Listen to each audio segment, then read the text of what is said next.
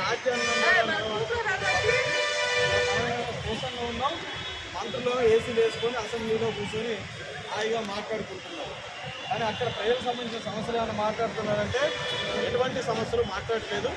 కాబట్టి మన ఆందోళన వాస్తవానికి చాలా రోజుల తర్వాత మన కడుపు కాలింది, కడుపు మండింది. మన ఆందోళన గట్టిగా జరిగింది, అరెస్టు జరిగినాయి.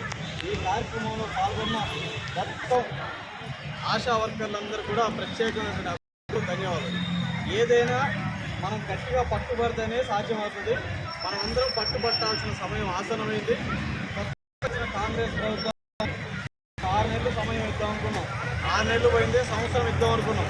ఈ సంవత్సరం కూడా అయిపోయింది, 2వ సంవత్సరంలో అడుగు పెట్టారు. కాబట్టి ఈ ప్రభుత్వాన్ని మీద మనం ఇక మన సమస్యల మీద ఆందోళన కార్యక్రమాలు కూడా పోరాటాలు స్టార్ట్ అవుతున్నాయి. కాబట్టి ఈ రోజు ప్రారంభమైన ఆందోళన 28వ తారీఖు. వాస్తవానికి ఈ కార్యక్రమం ఇక్కడ ఉండే ఎక్కువసేపు మాట్లాడుకోవచ్చు, మరింత సందర్భం చేరుకుందాం. మనమందరం అసెంబ్లీ ముట్టడి. అసెంబ్లీ ఎక్కడుంది? అందరం ఎవరికి వాళ్ళు విడిగా అక్కడికి చేరుకోవాలి. ముందస్తు అరెస్టులు ఎవరు కావచ్చు, స్టేషన్లో ఫోటోలు దిగొచ్చు. మన లక్ష్యం ఆడికి చేరుకోవడం.